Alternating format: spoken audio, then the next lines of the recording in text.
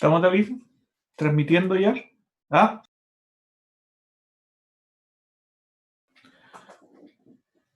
Bien. Buenas tardes a todas, a todos, a todes que nos acompañan hoy.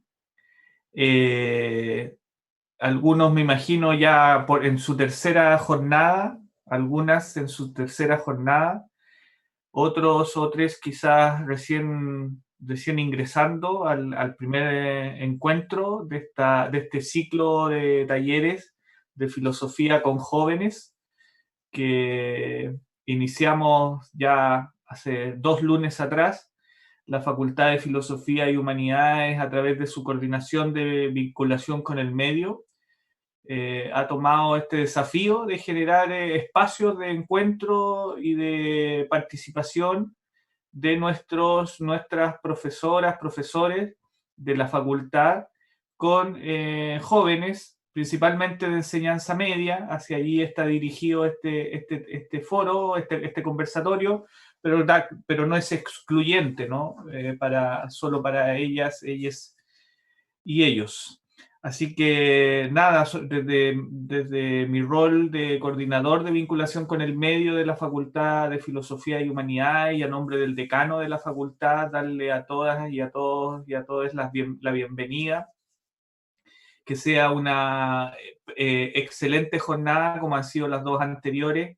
Hoy le corresponde a Carolina Ábalos, profesora del Instituto de Filosofía de nuestra facultad, compartir con nosotros un tema muy interesante, no solo por lo contingente, ¿no? Sino que quizás también por lo proyectivo, por lo desafiante, que es pensar el feminismo en estos tiempos de urgencia o de emergencia sanitaria.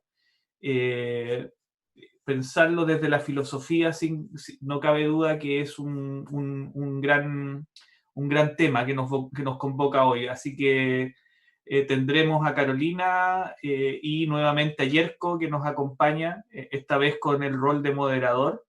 Le va a corresponder ahora a él moderar, como lo hizo Carolina en los talleres anteriores. Así que eh, le doy el pase a Carolina. Gracias, Carolina, por aceptar este desafío y gracias, Yerko, por moderar este taller.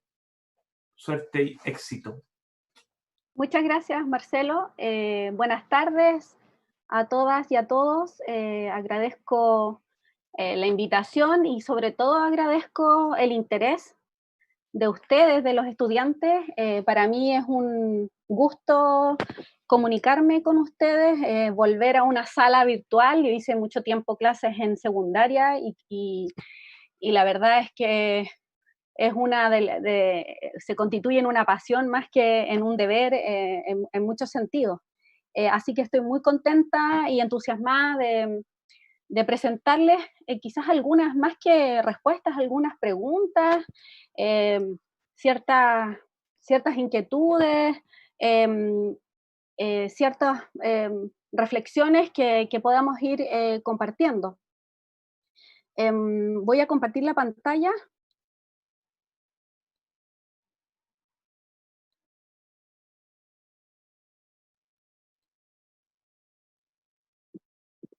Bien, entonces lo que les voy a presentar hoy día, como bien decía el afiche, eh, se trata de las mujeres en la filosofía.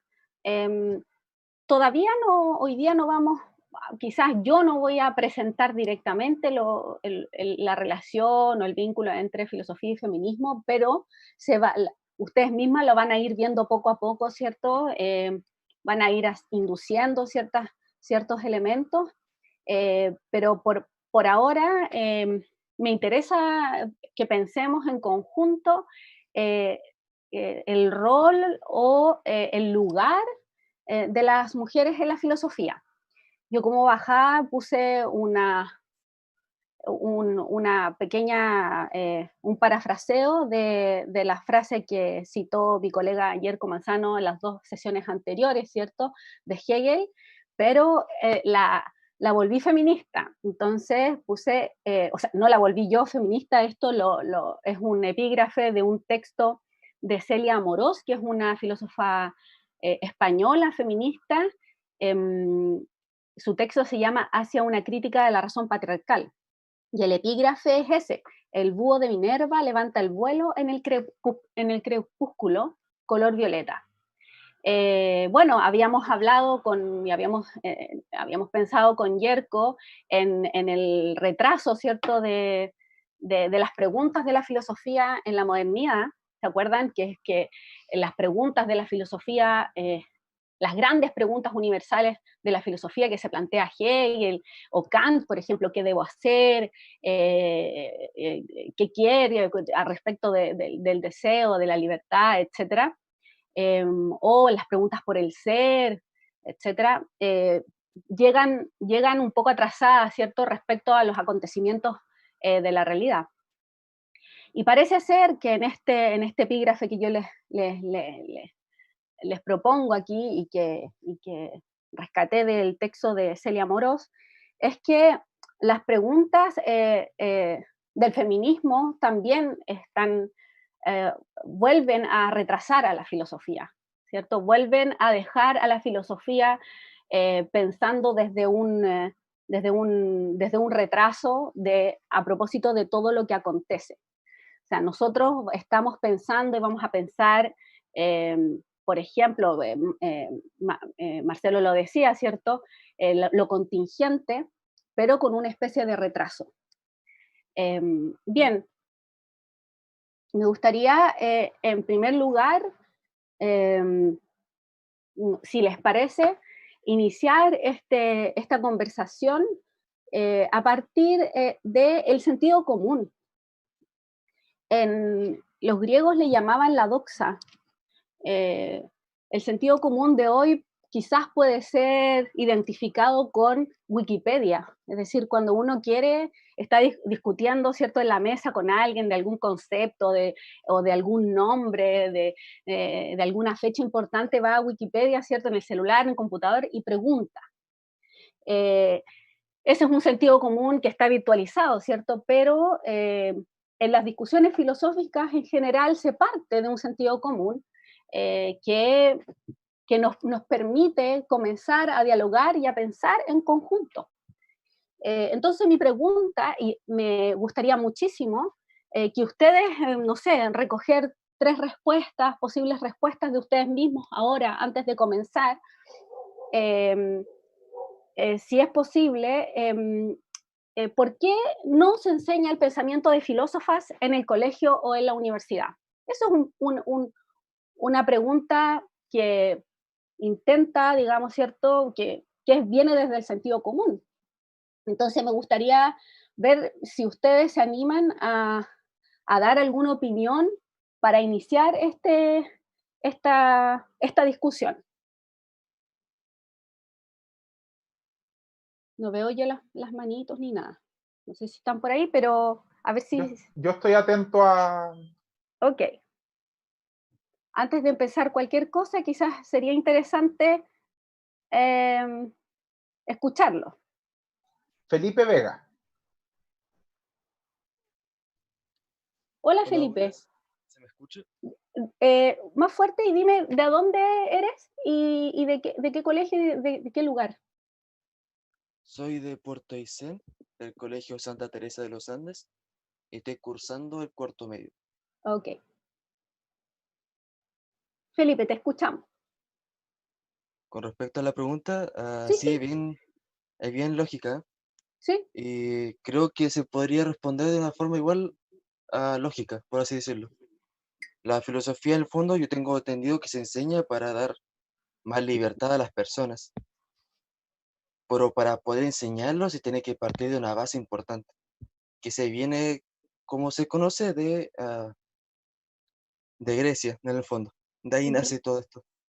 Y en ese momento lo común era que la mayoría de estos filósofos fueran hombres. Entonces yo creo que ese será uno de los motivos por el cual ah, no se habla tanto de filósofas, porque se habla de una base. No está diciendo que son menos importantes ni nada, pero creo que sería un motivo importante que ver. Eso. Ok, muchas gracias, Felipe. Gracias. También Erasmo Alvarado había levantado la mano y también en el chat tenemos a Milenka Torres, así que podríamos hacerlo en ese orden. Ya, y con esas tres palabras estamos súper bien para continuar. Hola, Hola, Erasmo. bueno, yo soy de San Pablo, de la región de los lagos, Osorno. Bueno, según mi punto de vista, en los colegios y la universidad nos enseñan sobre la filosofía, ya que nosotros tenemos arraigados, por así decirlo, una cultura machista, ya que antiguamente el pensamiento femenino no se daba a conocer. Y como se podría decir, el colegio y la universidad, la enseñanza ha ido avanzando. Debido a eso, nos están actualizando, se podría decir, sacando ese pensamiento machista que tenemos en nosotros y como esto de arraigarlo a nosotros. Uh-huh. Muchas gracias, Erasmo. No sé, ¿había alguien Milenka, más? Milenka. Milenka. Hola, sí. Hola, Milenka. Soy de Villarrica, del Colegio Altas Cumbres. Y bueno, repitiendo la respuesta que puse en comentarios, es que claro que la filosofía desde muchos años fue indicada para los hombres y no se le dejaba a la mujer pensar. Entonces, no se integran en Chile filósofas o no se le dan la importancia necesaria. Y bueno, igual a la mujer nunca se le ha dado como un poder importante en el pensamiento, porque se supone que desde la cocina no pueden opinar. Entonces yo creo que viene desde muy antiguamente, eso también. Muchas gracias, Milenka. Bien, bueno, estoy en absoluta acuerdo con ustedes, ¿cierto? Es decir, hay algo que todos sabemos, no es raro, digamos, es de la opinión común que no se enseñen filósofas. De hecho, si ustedes ven los manuales de filosofía, no sé, en Chile usamos un manual de filosofía del profesor Humberto Giannini, que se llama Breve Historia de la Filosofía, que es muy bonito, es muy bueno, una historia de la filosofía muy interesante, pero que no tiene ninguna autora en su índice, ninguna. Si ustedes ven, por ejemplo, en los programas del Ministerio de Educación, en los actuales y los anteriores, tampoco hay filósofas, o hay muy pocas, podría decir a lo más un 10% de la cantidad de menciones o de bibliografía inclusive. También las que enseñamos filosofía en las universidades somos muy pocas, sobre todo en los institutos de filosofía. Por ejemplo, yo soy la única profesora del Instituto de Filosofía. Esto también está respaldado, por ejemplo, de una investigación que hizo un profesor de la Universidad de Santiago de Chile, donde él muestra cómo los institutos de filosofía tienen no solo pocas mujeres enseñando filosofía, sino que también la filosofía que se enseña en la mayoría de los institutos de filosofía en Chile, esto hasta la fecha del 2016 más o menos, es una filosofía androcéntrica, es decir, que pone al hombre entre medio y es machista en el sentido de que hay hombres reproduciendo ese mismo pensamiento. Así que efectivamente las mujeres estamos fuera no tan solo en la historia de la filosofía, ¿cierto? Sino que, y por lo tanto no hay referentes mujeres que nos enseñen en las instituciones de enseñanza, sino que también somos pocas las mujeres que estamos haciendo filosofía en la universidad. No así las profesoras de filosofía en los colegios, bueno, y ese es otro tema, pero que ahí hay una cuestión muy interesante que pensar, porque las profesoras que están en los colegios haciendo filosofía pertenecen a una tradición muy interesante de un quehacer filosófico que es también invisibilizado. Pero bueno, no puedo tratar todos estos temas, pero sí los enuncio, si les interesa, después en las preguntas podría responder alguna duda que quede hecha.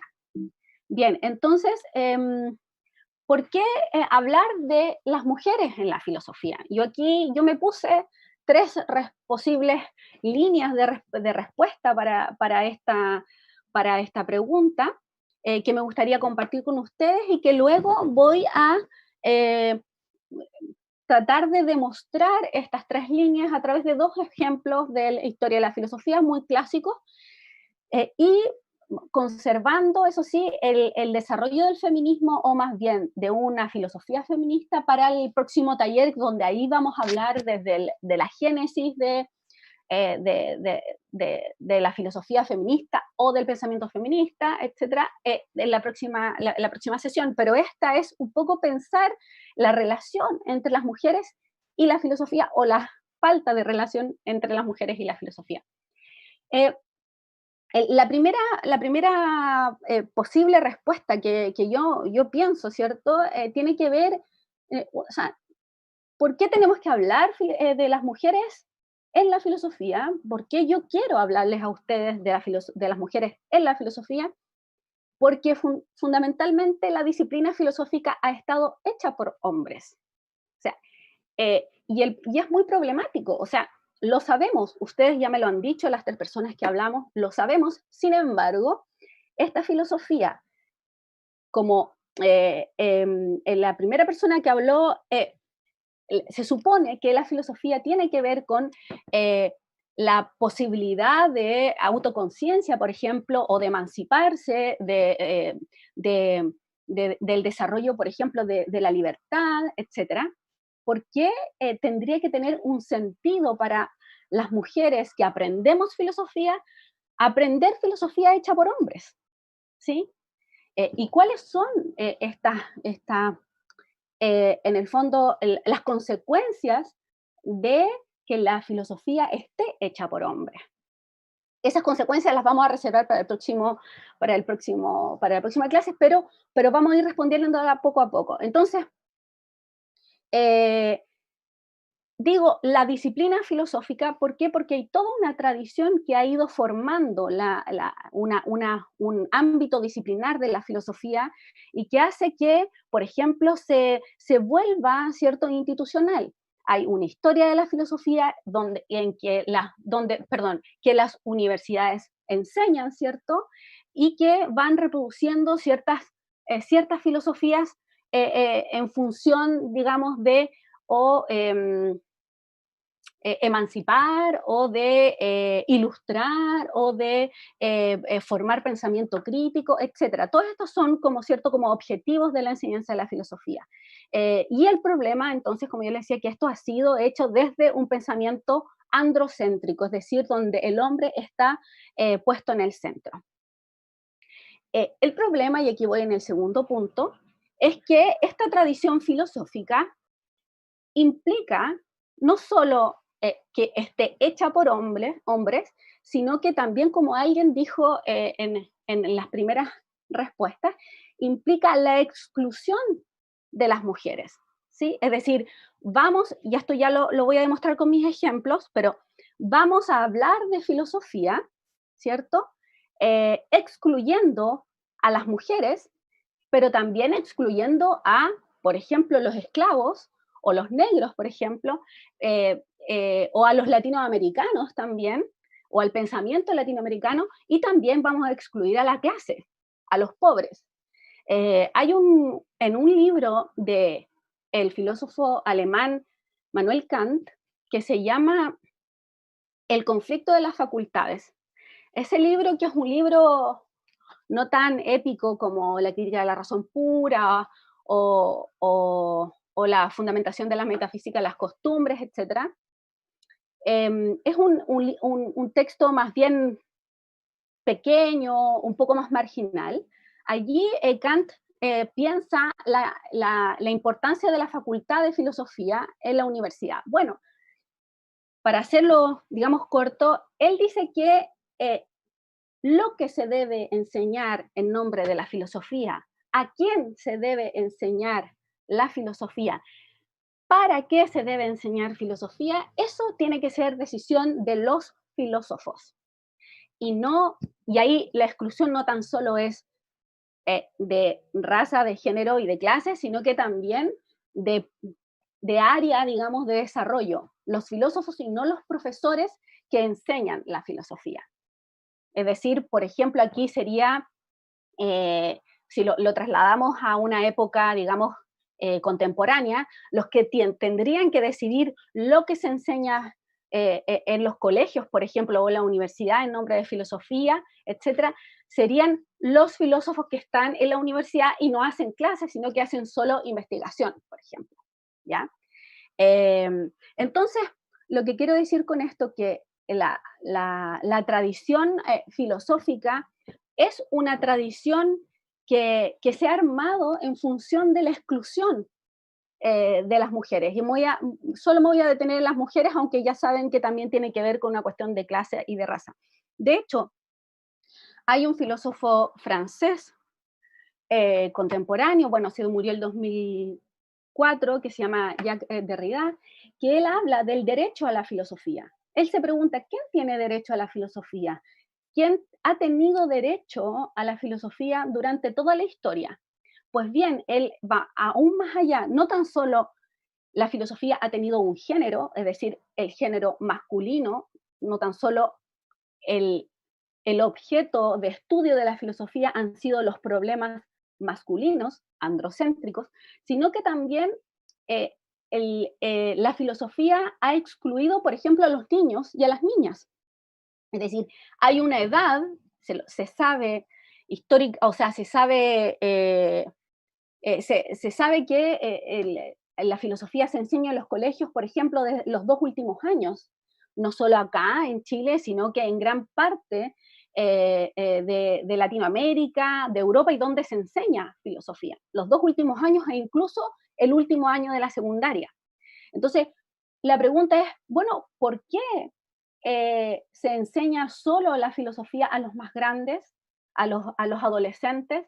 ¿Por qué se excluyen a las mujeres? Estas preguntas, perdón, a los niños, estas preguntas se las hace Derrida. ¿Quién tiene derecho a la filosofía y quién tiene derecho, por ejemplo, a el lenguaje de la filosofía? Porque muchas críticas se hacen también a la filosofía de que es muy compleja en su lengua, en su lectura, en su forma de transmitir y de comunicar lo que quiere comunicar. Y pareciera ser que todo esto es como una especie de lenguaje cerrado, encapsulado, que tiene que ver con un resguardo de la verdad. Y también allí Derrida dice, bueno, este resguardo de la verdad tiene que ver con un problema político, ¿cierto? De resguardar el saber como verdad y de tener el poder, digamos, para que otros no conozcan la verdad, sobre todo, y esto también cita Kant, el pueblo, digamos, ¿ya? Y en tercer lugar, ¿por qué hablar, digo, de las mujeres en la filosofía?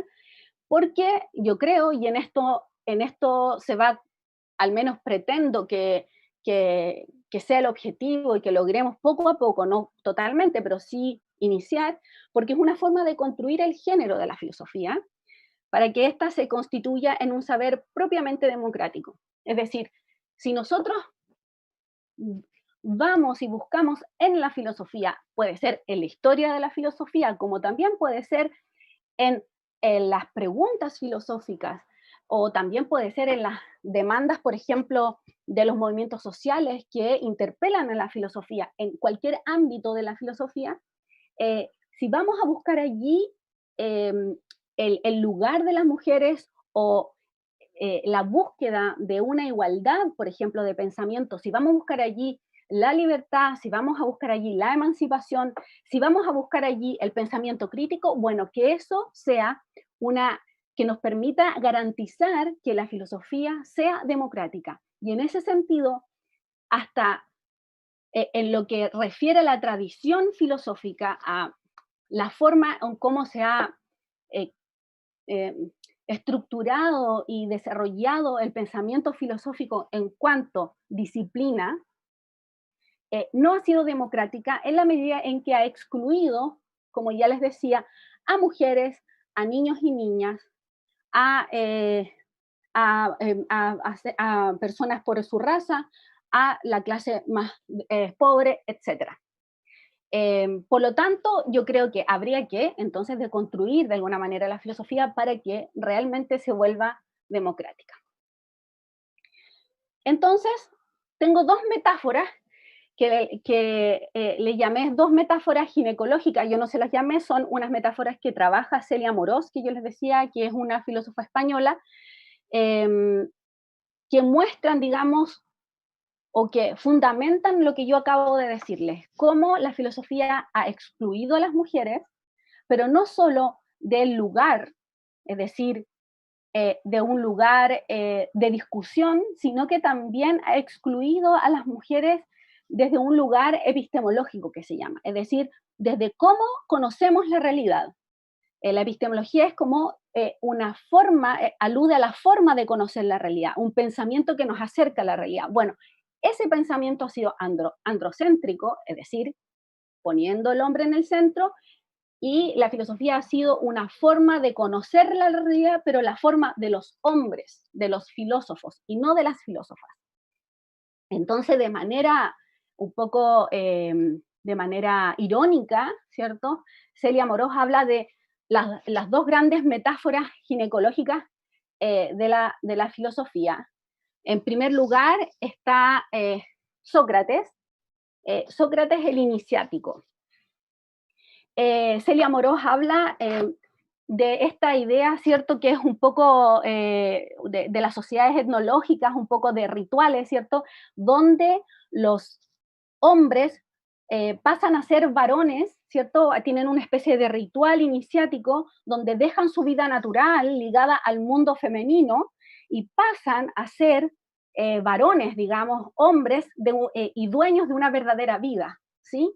De hecho, habitualmente escuchamos en nuestras casas, por ejemplo, nuestros hermanos o amigos, etcétera, que los papás le dicen a los hijos, o de hombre a hombre, bueno, él es como pollerúo, o siempre anda en la falda de la mamá y no se hace hombro, no sale a la vida pública, no pasa, ¿cierto? No se inicia una vida que es verdadera, que es legítima. Eso es como la idea, ¿cierto?, de esta idea de iniciático. Entonces, para eso yo tengo una cita de Platón, ¿cierto?, del Teeteto, donde, bueno, Sócrates dice lo siguiente, a propósito de su madre, ¿cierto?, que esto también habló Yerko las sesiones pasadas, de su madre, ¿cierto?, la partera. Los logros de la partera son inferiores a los míos. No es propio de las mujeres el dar a luz unas veces a criaturas reales y otras a meros fantasmas, de manera que resulta difícil distinguir los unos de los otros. Si llegara a suceder semejante cosa, la más elevada y noble tarea de la partera consistiría en distinguir lo real de lo irreal. Mi arte mayéutica es en general, como el de ellas, la única diferencia es que mis pacientes son hombres y no mujeres, y que mi trato no es con el cuerpo, sino que con el alma, que está en trance de dar a luz. Y el punto más elevado de mi arte es la capacidad de probar por todos los medios si el producto del pensamiento de un joven es un falso fantasma o está, por el contrario, animado de vida y de verdad. Entonces, yo aquí hay varios elementos importantes, ¿cierto? En primer lugar, sabemos, y quizás a muchos de ustedes ya le han enseñado en el colegio, ¿cierto?, que Sócrates es el que inicia, ¿cierto?, a los jóvenes, ¿cierto?, a la filosofía, es este maestro callejero, este maestro de lo público, que enseña a buscar la verdad en uno mismo.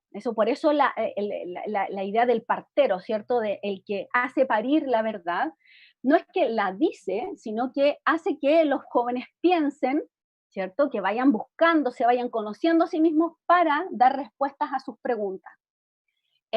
Pero también Sócrates en la historia de la filosofía es también el que inicia la filosofía, es el filósofo que pone un antes y un después, ¿cierto? Pasa del mito al logos, como decía también Yerko en sus intervenciones, ¿cierto? Donde da una explicación racional a ciertos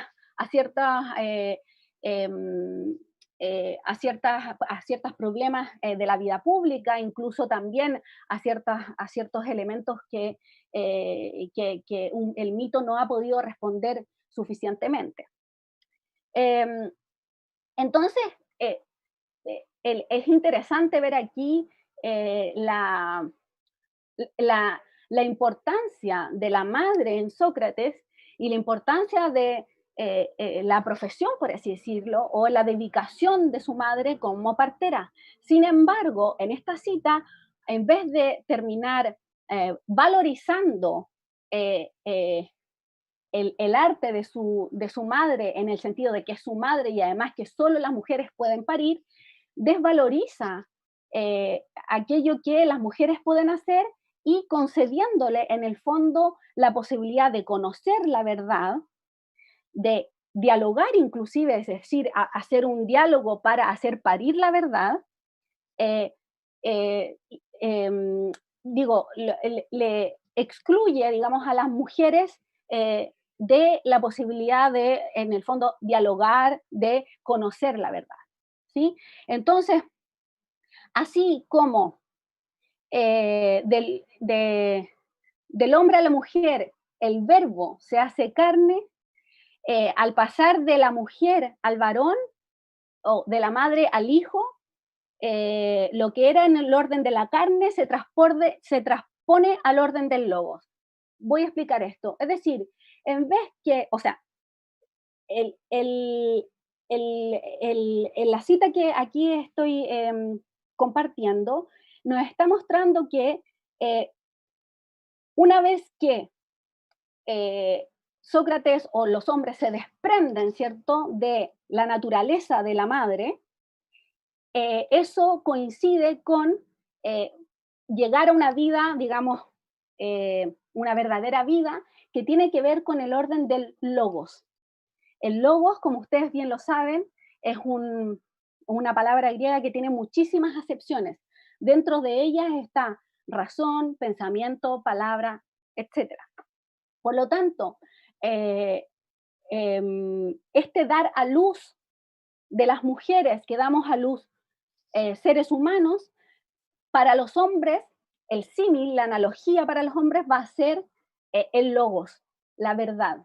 Y en ese sentido es que la lectura que yo aquí estoy proponiendo es, y que me baso sobre todo en la lectura que hace Celia Amorós, es que de inicio la filosofía es androcéntrica en la medida que separa las cuestiones del cuerpo a las cuestiones de la razón o del logos, y estas cuestiones de la razón y del logos se vuelven solamente un privilegio masculino, ¿ya?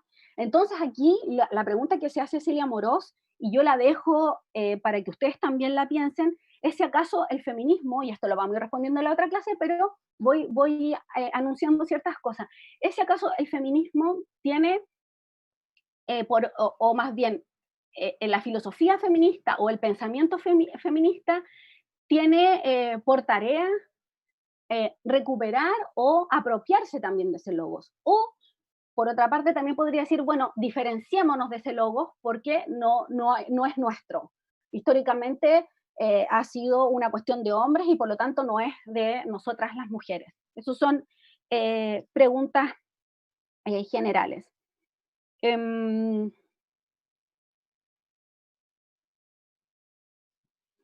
Entonces, bueno, la verdadera partera, digamos, es Sócrates, es el filósofo en cuanto es capaz de hacer parir la verdad en los otros hombres a través del arte de la mayéutica. El arte de la mayéutica, como yo les digo, tiene que ver también con el diálogo y con la dialéctica. ¿Cuáles son?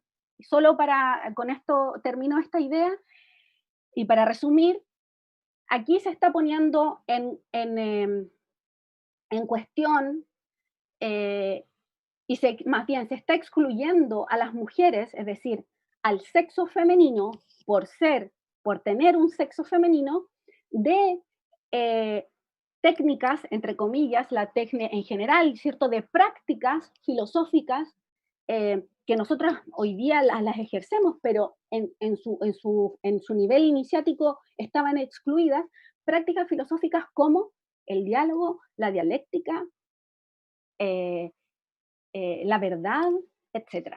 ¿Ya? Eso es en general lo que les quería mostrar con Sócrates. Y la segunda metáfora tiene que ver con Descartes, para ir cerrando. No sé si cómo voy en la hora, Yerko. Dale nomás, Entonces, Carolina. ya. Y la segunda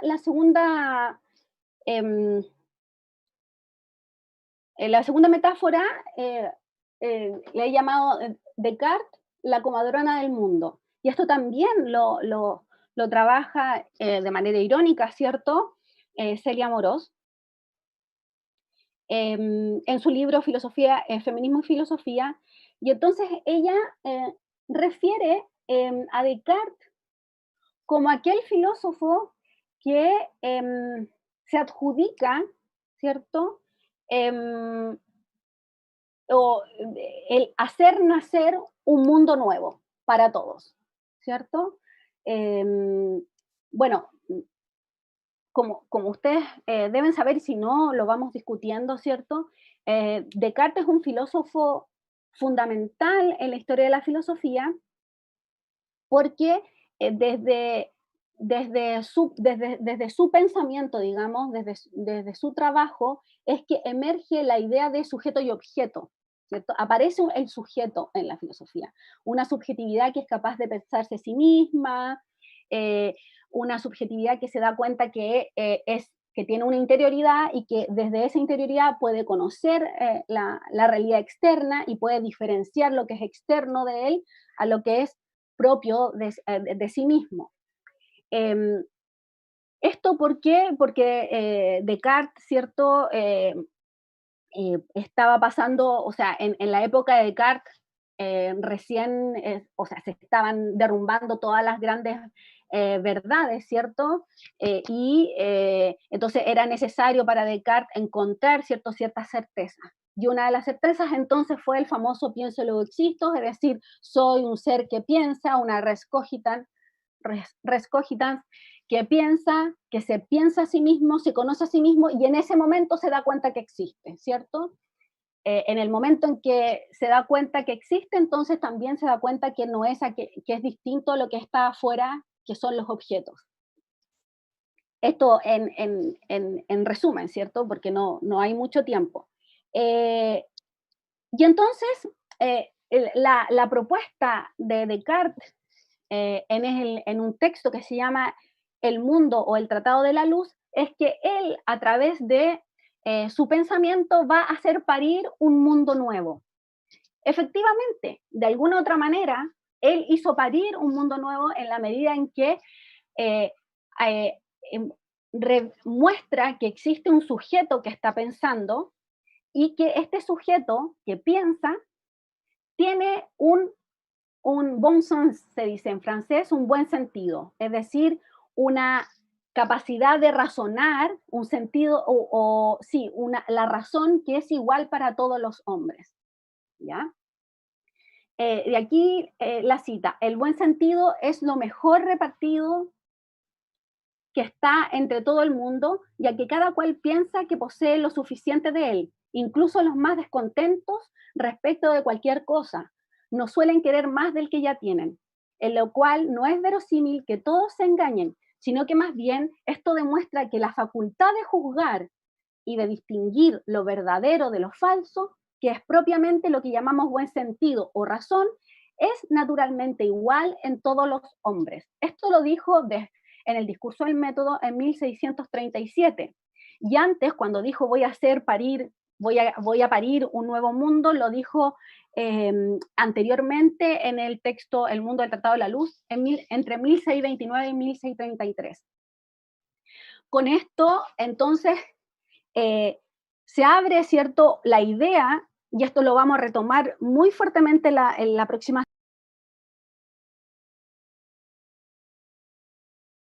Es decir, de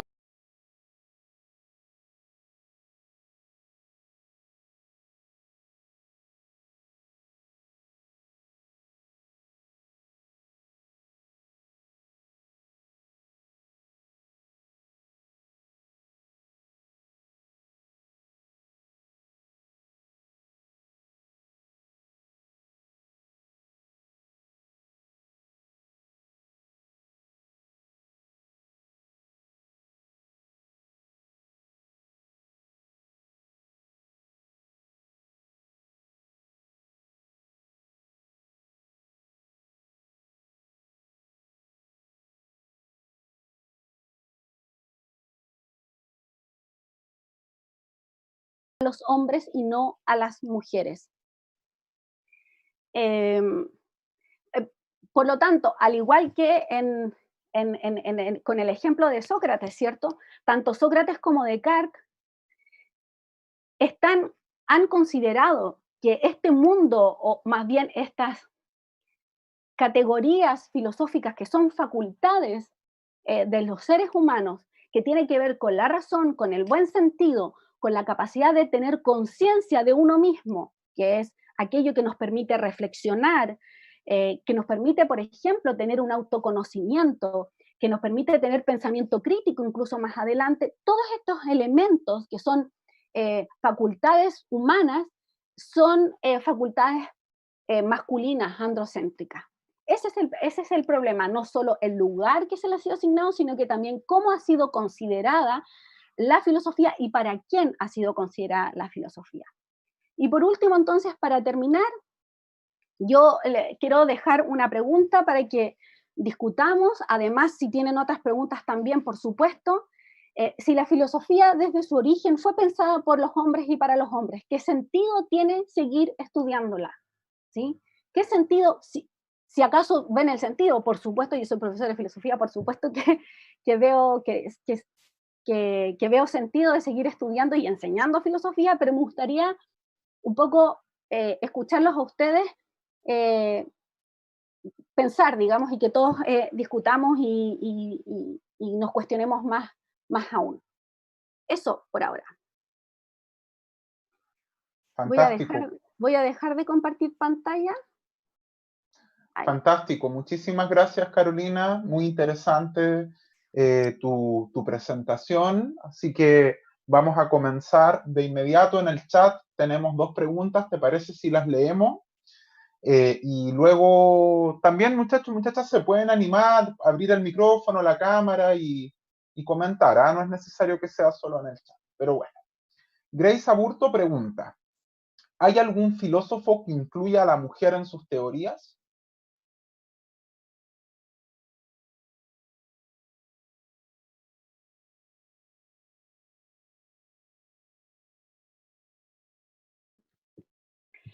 Sí, hay muchos filósofos que incluyen a la mujer en sus teorías. Bueno, un ejemplo que les acabo de dar, ¿cierto? Sócrates, hay distintas formas de incluirla. Por ejemplo, teniendo un pensamiento acerca de las mujeres o qué significa ser mujer, y eso también es pensado por la filosofía feminista. ¿Por qué la mujer es un objeto de estudio, digamos, de un pensamiento masculino?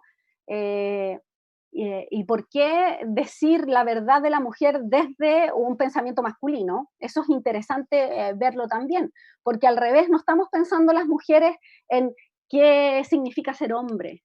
Y esa distancia, al parecer, da razón a estas críticas feministas que tienen que ver con, mira, los hombres, todo esto está construido desde un pensamiento androcéntrico y por lo tanto los mismos hombres necesitan salirse de eso y conocer, ir afuera y ver en qué consiste la mujer. Efectivamente, la estructura de pensamiento es androcéntrica y por lo tanto no alcanza a abarcar, digamos, lo que implica un pensamiento de mujer o lo que significa ser mujer. Pero bueno, Nietzsche ha pensado en la mujer fuertemente, Derrida ha pensado en la mujer fuertemente, se me ocurre por ahora, esos por ahora, digamos. Hay también, Freud también largamente, Lacan, etcétera. Hay muchos filósofos intelectuales que han trabajado, han pensado la mujer. Ahora, si eso significa inclusión, también es una discusión, porque hay ciertas formas, digamos, de entender la filosofía feminista que consideran que nunca será posible incluir totalmente a la mujer desde un pensamiento de un hombre, digamos, por una parte. Yo también me atrevería a decir, y aquí yo me caso con una idea, que pensar a la mujer no implica incluirla. No, yo creo que se refiere, o más bien se trata de otra cosa. No sé si hay otras preguntas. Sí, Carolina. Alexandra pregunta, ¿en qué momento de la historia se comenzaron a incluir a las mujeres en la filosofía? Sí, hay un momento importante para la filosofía, y para la filosofía más bien institucional, ¿sí?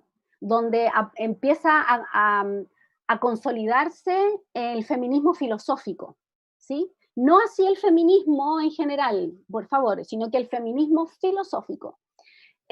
Y eso está en los años 50 con Simone de Beauvoir, que es la imagen que tiene el afiche.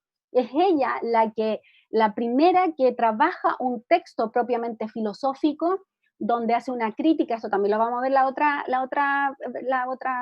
clase, pero donde ella hace una crítica a la filosofía en la medida en que la filosofía ha excluido a las mujeres como una otra, digamos, la otra excluida, y excluida por su sexo. O sea, la filosofía ha excluido al otro no por su raza, no por, esto lo estoy diciendo desde el punto de vista de Simone de Beauvoir, ¿cierto?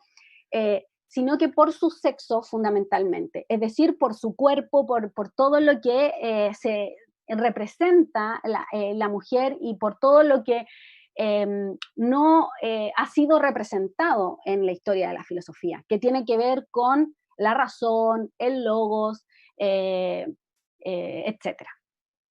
Sí. Y bueno, y solo para terminar, Yerko, disculpa, pero sí, en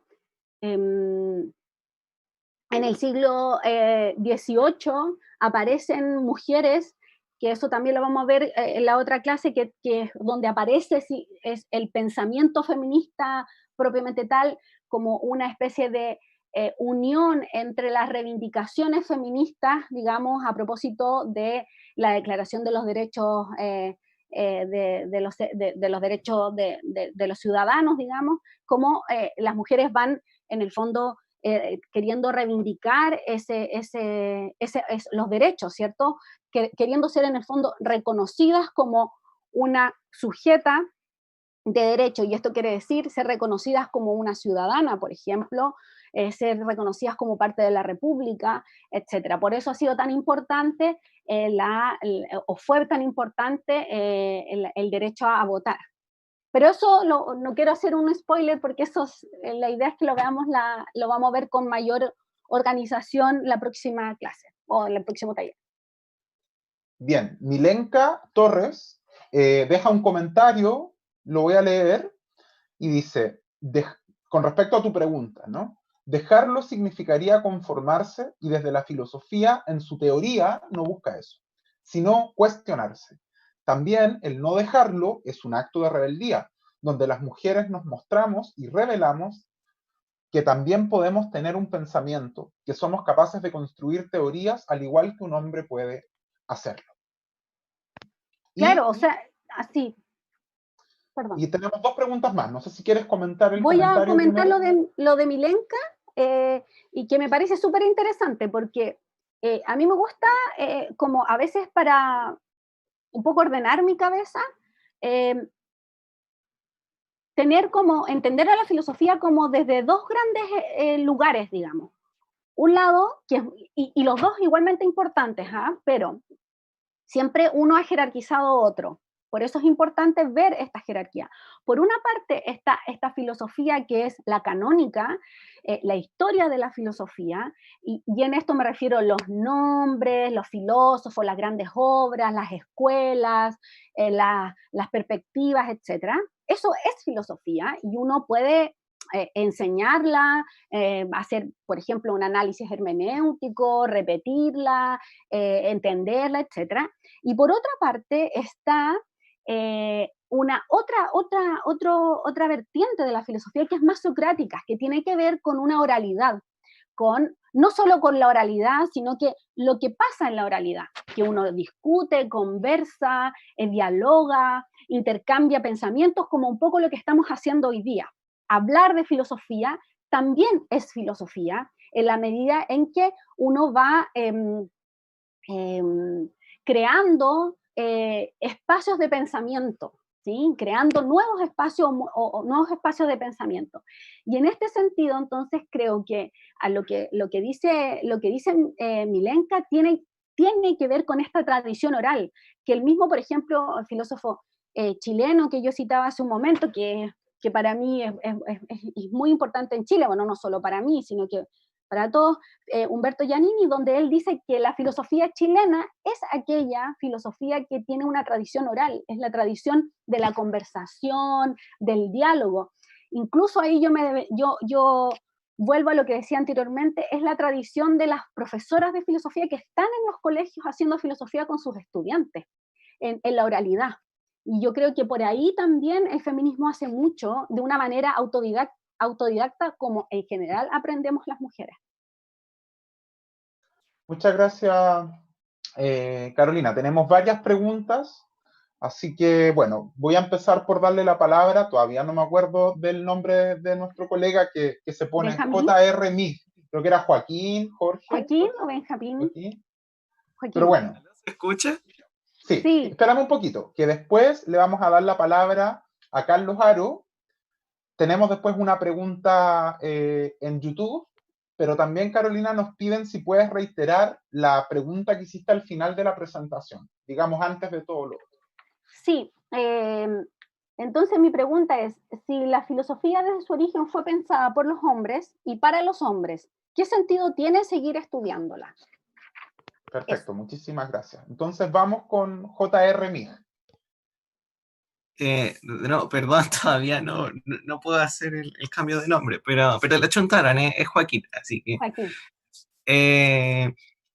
Que como un poco relacionado como con la pregunta de la presentación, es que si tanto la filosofía, por así decirlo, canónica, eso de los libros, las instituciones, etcétera, como la filosofía que es más como la oralidad, como de la conversación, el debate como con cercanos, tienen ambas una base, por lo menos en la cultura occidental, greco-latina, que eran sociedades que en su base eran excluyentes de la mujer. Uh-huh.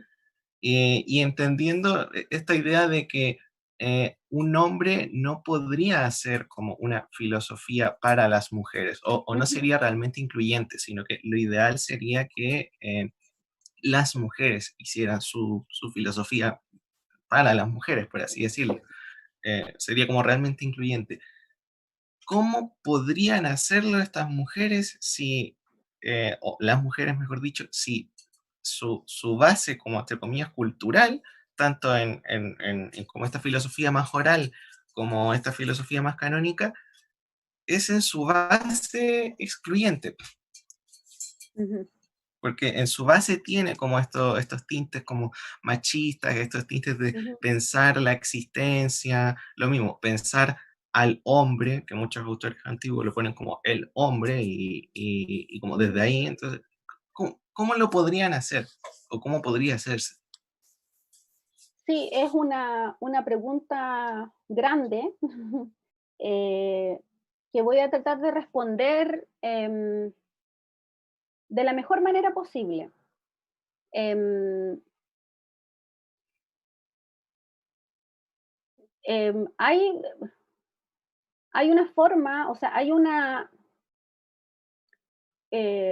forma de entender la filosofía que yo creo que es la que hoy día mayormente impera, que es que se le llama en términos generales, ¿cierto?, crítica, y que también le podemos llamar de construcción, ¿ya?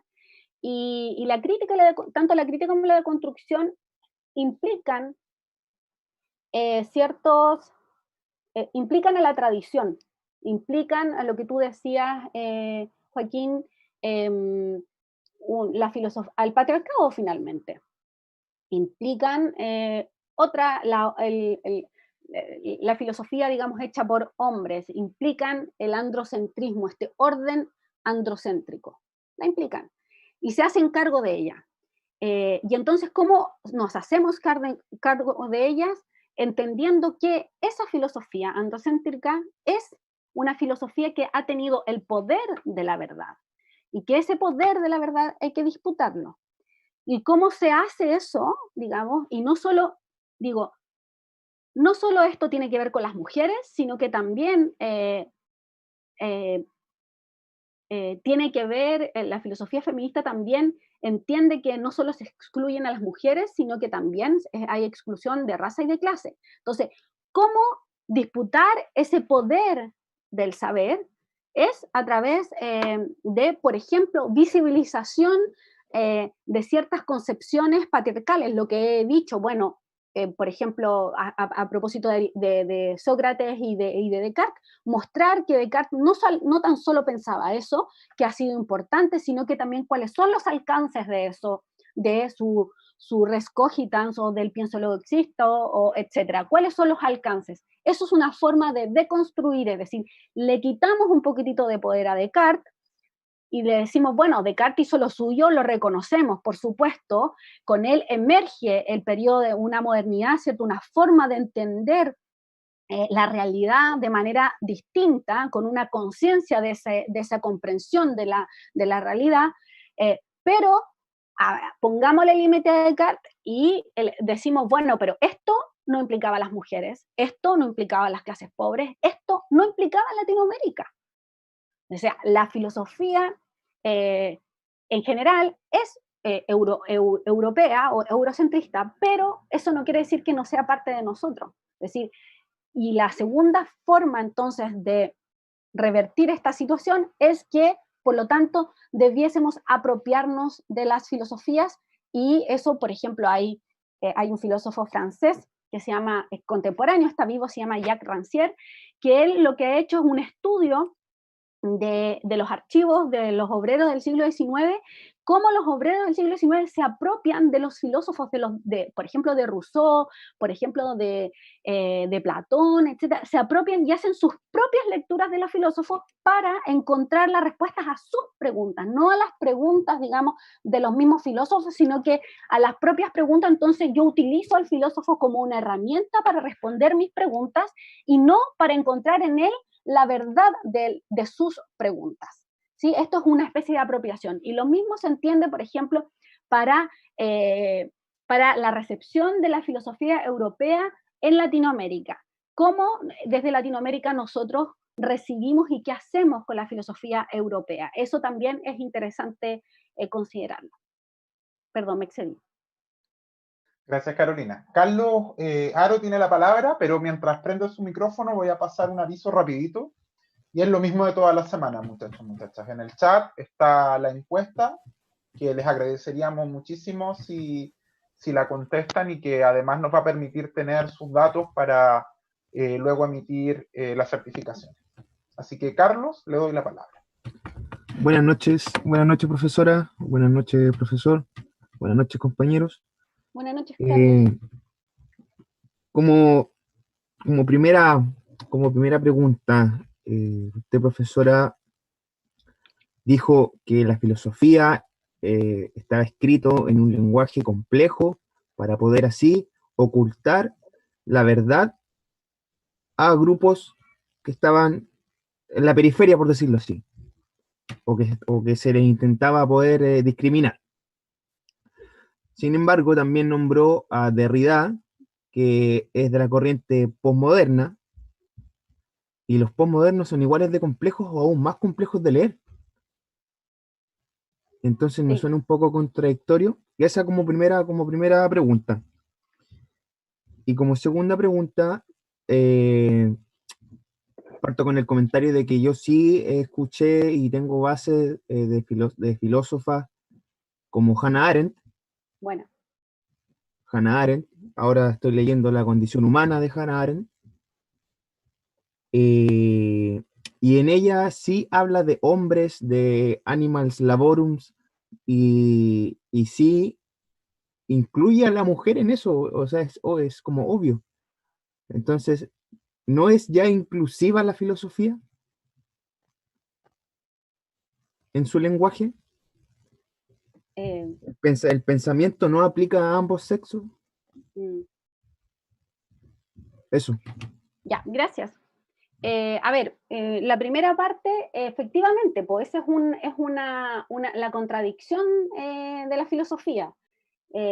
Y también el desafío, porque la filosofía es una disciplina que siempre se está preguntando qué es lo que es, y siempre se está preguntando su definición en sus distintas formas de ser. Y efectivamente, sabes que es Derrida el mismo, el que trabaja la idea de que la filosofía es un lenguaje, o más bien una especie de lengua, un idioma, ¿cierto? En el cual uno aprende, y que ha sido este lenguaje, de alguna manera, ha sido em, negado, digamos, a, por ejemplo, las clases más pobres, ¿sí? Ha sido negado desde la institucionalidad, no desde, digamos, no desde otra forma, sino que la filosofía también se debe en gran medida a su lugar de enseñanza, desde los colegios, desde el Estado, desde las universidades, etc. Y bueno, es contradictorio, pero hay ciertos elementos. Yo no voy a ponerme a defender a Derrida ni nada por el estilo, pero sí hay en el trabajo de Derrida, en su trabajo, digamos, escrito, en sus obras escritas, distintas formas de escribir filosofía y distintas formas de hacer filosofía. Están los trabajos más canónicos, que son más espesos, que son más de especialista, que puede que no a todos les interese, pero también hay trabajos donde muchas publicaciones de entrevistas de él escritas, y donde ahí uno puede acercarse a su pensamiento de una manera mucho más directa y mucho más fácil, por así decirlo, más cercana. Y también hay una tercera forma de que Derrida hizo clases, hizo filosofía, que es los textos que son muchísimos, que son sus cursos. Y en los cursos también hay una forma mucho más cercana y directa de hacer filosofía. Entonces, yo diría que hay filosofía de especialistas, filosofía, digamos, más de divulgación, hay filosofía que uno puede conversar con los demás, es decir, yo apelaría, digamos, también a entender que la filosofía tiene una lengua, pero que esa lengua puede ser dicha de manera de diferentes formas, digamos. No es lo mismo una conferencia magistral que una conversación filosófica, pero la idea, o sea, lo que defiendo, digamos, es que a todos estos momentos se le puede llamar filosofía. Y respecto a lo que decías tú de Hannah Arendt y del pensamiento, bueno, hay una, bueno, es el mismo Derrida que habla del logofalocentrismo, es decir, que el pensamiento occidental llamado filosofía, y se puede extender también a otras disciplinas, pero vamos a hablar solo de la filosofía, considera que el logos está en el centro, es decir, la razón, y que ese logos está asociado a una jerarquía fálica, por así decirlo, una jerarquía masculina, ¿ya?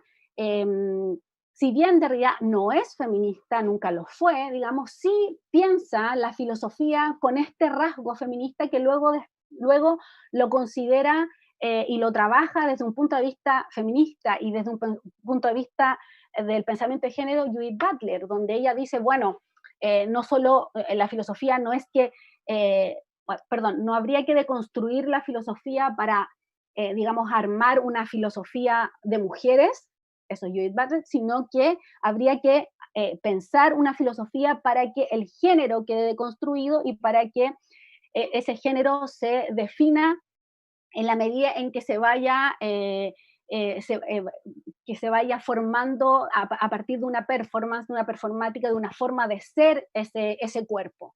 Y bueno, yo creo que hay en el orden del pensamiento o en la historia del pensamiento hay un orden androcéntrico que es que estaría representado o que estaría, sí, representado por esa categoría que la acuñó Derrida y que después de él muchos la han reproducido, que es el logofalocentrismo o el logocentrismo también, o el falocentrismo también. Quería, sí, nada que ver, voy a aprovecharme, pero me habían avisado que por YouTube no se escuchaba, pero no sé si ya se arregló esa cosa. Parece que sí, Carolina. Ya, gracias. Mira, Sí, se arregló. Gracias, Carolina, también. Hablando de YouTube, desde YouTube, Diana Rivas nos envía la siguiente pregunta. ¿Podría referirse a la participación de las mujeres como profesoras de filosofía en la escuela? ¿Qué ocurre ahí? ¿Se rompe el paradigma? Ay, sí, qué bonita la pregunta.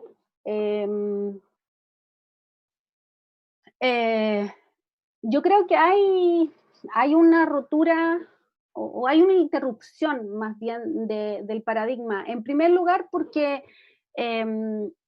hay una tradición de la pedagogía en Chile que está hecha por mujeres en general. Ya vemos la gran profesora de Chile, que es por una parte Gabriela Mistral, ¿cierto? Esta profesora, digamos, de distintas escuelas, escuela rural, pero también ella recorrió Chile, ¿cierto? Enseñando.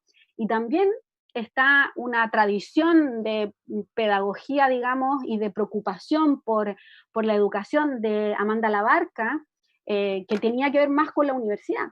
Y bueno, están las escuelas normalistas, etcétera. Y entonces yo creo que hay una tradición de la pedagogía en Chile que es mayormente femenina, es decir, hecha por mujeres. Y yo creo que eso, yo aquí doy mi opinión porque no tengo un fundamento, digamos, una evidencia bibliográfica más bien, pero sí doy mi parecer. Y me parece que se podría configurar una tradición de mujeres profesoras de filosofía, y que eso yo creo que cambia las cosas, digamos, hay una forma de entender y de entender la filosofía y también de enseñarla, unas didácticas que desde las mujeres son distintas. Eso lo podríamos ver en otra oportunidad, pero por ejemplo, hay una organización de profesores de filosofía en Chile que yo pertenecí mucho tiempo, bueno, todavía no estoy tan activa, pero todavía pertenezco, donde la mayoría de las personas que lideran esa organización y que hacen trabajos y que están pensando, digamos, en la enseñanza de la filosofía en los colegios son mujeres. Y porque son mujeres y hay una preocupación ahí en la pedagogía por el otro. Y eso es interesante de ver. Muchas gracias, Carolina. Tenemos pedida la palabra por Fernando Yacasi. Buenas noches, doctora. Buenas noches, Fernando, perdón. Y frente a su pregunta, ¿por qué no se enseña el pensamiento filosófico en los colegios, en las universidades? No sé, no tengo respuesta, pero podría especular. Uno de ellos, una de las razones podría ser políticas de enseñanza. Quien elabora el plan curricular no haya sido filósofo, o simplemente por machismo, ¿no? Podríamos decir eso. Es más, acá en el Perú, filosofía en los colegios no se enseña. Los alumnos no llevan cursos de filosofía, salvo colegios que tienen bachillerato internacional. Ellos llevan el curso de teoría de conocimiento. Ahora, en la universidad, desde mi experiencia como filósofo, llevamos a dos filósofas que hemos leído, a Hannah Arendt y Edith Stein. Creo que son estamos superando los tiempos de machismo, de que solo el hombre es el que sabe pensar, todo ello, ¿no? Porque en la actualidad ya aparecen varias filósofas. Y en ese sentido creo que ¿por qué seguir enseñando la filosofía? Cobra mayor importancia en este momento, ¿no? Porque también tienen mucho que aportar las mujeres. Tenemos a Simone de Beauvoir, Ayn Rand, María Zambrano, Adela Cortina, ¿no? O sea, hay filósofas que tienen mucho que aportar. Hay muchos temas que nosotros podemos aprender, inclusive podemos discutir con ellas, ¿no? Con sus pensamientos. En ese sentido creo que cobra mayor relevancia el poder estudiar a las filósofas. Nada más y muchas gracias. Gracias, Fernando. Muchas gracias, Fernando. Carolina, tenemos una pregunta, quizás también si quieres hacer algún comentario sobre el comentario de Fernando, pero sí, para alcanzar a comentar más cosas, te rogaría que hiciéramos un 2x1, porque okay, así escuchamos más voces. Javiera Casanova pregunta en el chat: ¿cree que el feminismo debería enseñarse como un principio en los colegios? Ya, entonces, bueno, respecto a la pregunta de Javiera,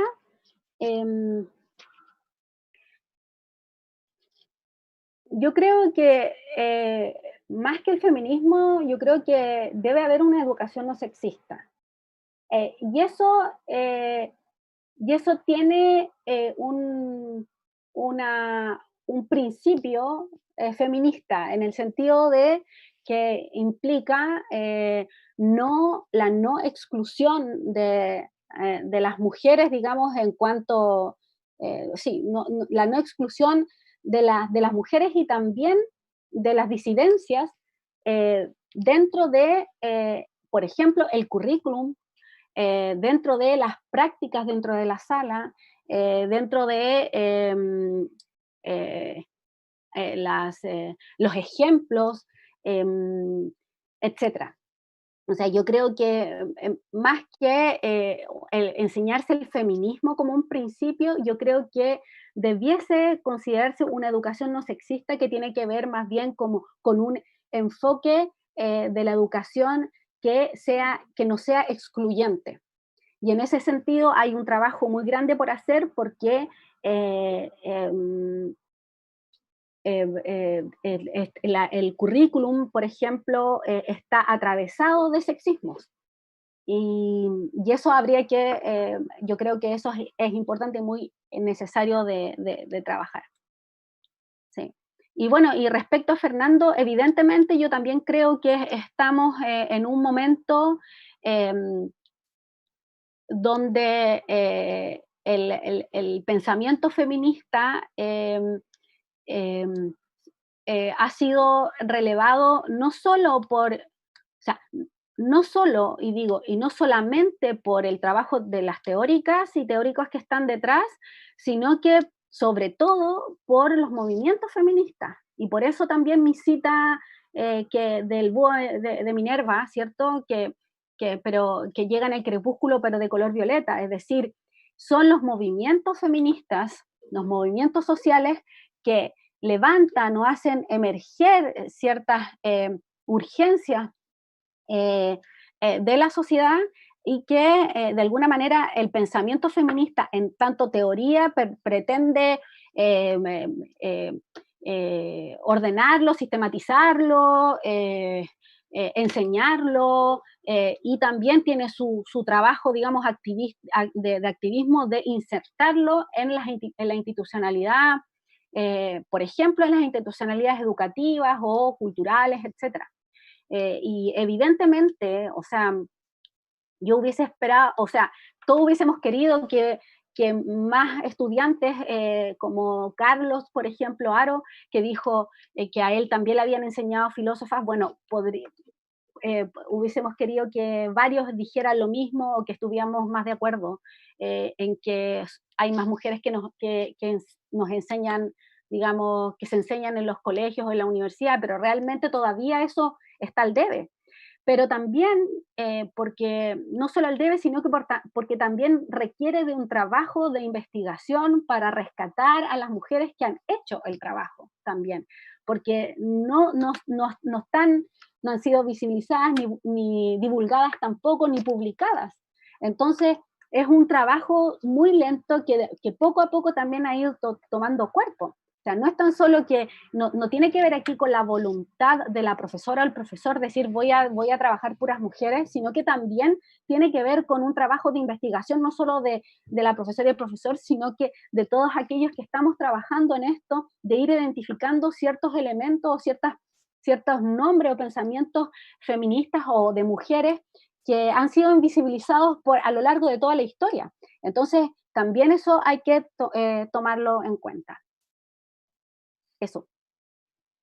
Muchísimas gracias, Carolina. Nos queda tiempo todavía para una pregunta o una intervención más. Si no es así, le vamos a volver a dar la palabra a Carolina para que quizás haga algún pequeño cierre o balance, si quiere redondear alguna idea, no sé. Aquí hay alguien que levantó la mano. Alexandra. ¿Alexandra levantó la mano? No estoy seguro.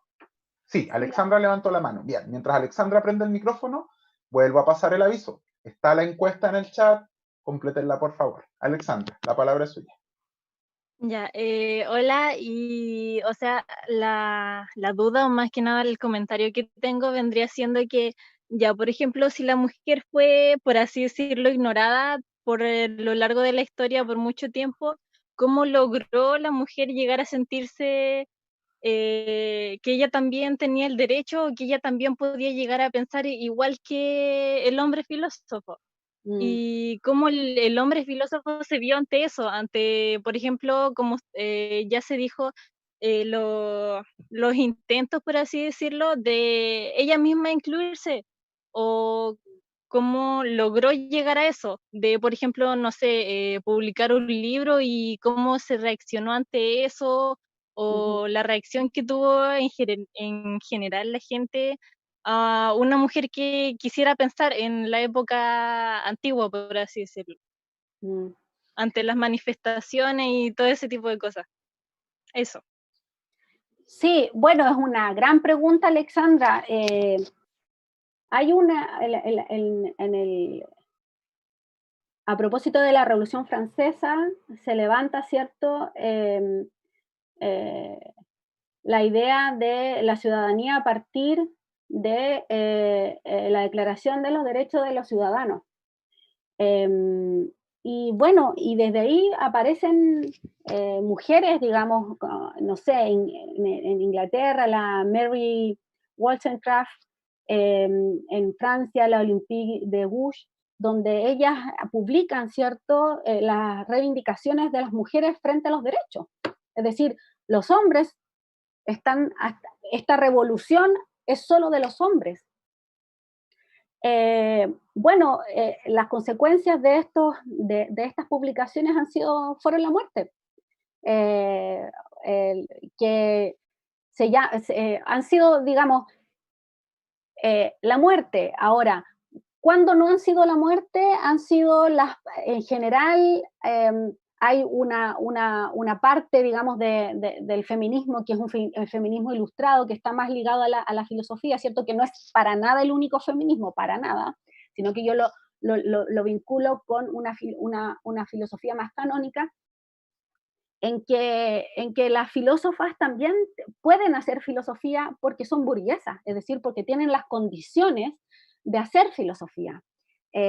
Porque han podido hay una escritora inglesa, ¿cierto?, la Virginia Woolf, que tiene un texto que se llama Un cuarto propio, donde ella dice la importancia de tener una pieza, digamos, un cuarto, un escritorio, una oficina, lo que sea, para que las mujeres escribamos, porque hasta esto lo escribe a principios del siglo XX, ¿cierto? Hasta el principio del siglo XX, incluso hasta ahora, las mujeres no tenemos espacio, un cuarto propio, digamos, un trabajo, una oficina, y estamos trabajando en medio que vemos niños, que las tareas, que la comida, incluso hoy día más que nunca en pandemia, y acostumbradas a eso, más que los hombres, de ligar, digamos, las labores con el pensamiento. Lo digo por experiencia propia, pero conozco a muchas colegas que han resuelto las cosas así, un poco pegando codazos en la casa para tener un espacio también de desarrollo intelectual. Y bueno, eso. No sé si respondí, pero eso, sí. Muchísimas gracias, Carolina. Creo que me avisan desde la coordinación que estamos en la hora. Dicen que nos podemos pasar un poquitito, pero tenemos una pregunta de Grace, que es, ¿cuántos tipos de feminismo hay? Quizás, Carolina, si te parece, ¿podemos cerrar con eso? Sí, voy a cerrar con eso. Y es importante también e interesante la pregunta, porque no hay un tipo de feminismo, o el feminismo no es uno, ¿sí? Hay feminismo socialista, hay feminismo ilustrado, hay feminismo decolonial, hay, digamos, distintos tipos de feminismo que no pretenden ser solo uno, digamos, no pretenden o no debiesen pretender hegemonizar a los otros. Y a mí me gusta entender el feminismo en su diversidad desde un punto de vista bastante simple, que tiene que ver con una definición respecto a por qué el feminismo es político. El feminismo es político porque siempre va a estar disputando el espacio público que el patriarcado le ha quitado a las mujeres. Las mujeres hemos sido históricamente relegadas al espacio de lo privado, y lo que el feminismo siempre ha tratado de reivindicar es el espacio público que el patriarcado nos ha quitado, o del cual se nos ha excluido.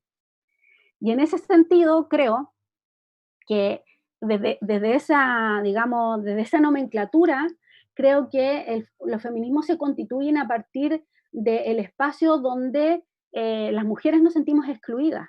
Y por lo tanto podría haber, por ejemplo, un feminismo académico. ¿Por qué no entender un feminismo desde la academia? Un poco fome, diría yo, un poco elitista podría ser también, pero digo, lo pienso desde mí. Digo que tratar de disputar el lugar público, el poder de ese lugar público, es una tarea del feminismo que es importante considerarla, y que y que permite entonces entenderlo el feminismo como desde la diversidad de feminismos más que de uno solo. Eso. Muchísimas gracias, Carolina. Le vamos a dar un gran aplauso virtual, por lo menos. Y doy la palabra a Marcelo, me imagino.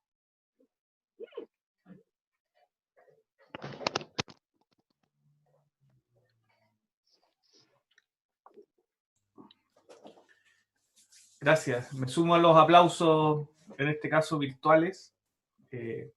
Podemos igual desmutearnos y hacer el aplauso al final, pero nada, o sea, simplemente agradecer a Carolina, agradecer a todas y a todos los que participaron, las preguntas, las reflexiones a las cuales nos han invitado estos talleres, estos encuentros, han sido esenciales, ¿no? Esenciales para entender cómo los tiempos que estamos viviendo, ¿no? Y no sé si estamos en el crepúsculo o no, pero creo que estamos al día, podríamos decir, con la filosofía. Creo que está llegando a tiempo en este caso. Así que nada, dejarlos invitados para el próximo lunes, ¿no es cierto?, la segunda jornada y ya última de este ciclo de filosofía con jóvenes. Después les tenemos una sorpresa, ¿no?, donde vamos a abrirnos a otra temática también propia de las humanidades, que es el lenguaje, ¿no? Ahí estamos, algo de literatura, yo creo que va en un segundo ciclo, ¿no es cierto?, que queremos compartir también con los jóvenes y con estudiantes de enseñanza media. Pero por lo pronto, dejarle extendida la invitación para el segundo foro con Carolina, segundo encuentro con Carolina, que ya nos adelantó algunas cosas ahí, como que trataba de ella misma reprimirse en el desarrollo de ciertas temáticas que vienen, no sé, de spoiler, creo que dijo, hasta ocupó el término, ¿no? Para no adelantarnos la próxima jornada. Así que nada, Yerko, también nuevamente muy agradecido, esta vez en tu rol de moderador. Y bueno, y al equipo, que siempre que es valioso y bueno, agradecer, Carolina, desde la coordinación, David, que siempre nos ha apoyado también en la parte técnica, y nada, a todas y a todos por haber participado. Gracias. Gracias, hasta luego, nos vemos el otro lunes. Que esté bien, profe. Chao. Gracias. Gracias. Gracias, chao. Chao, chao. Gracias. Adiós.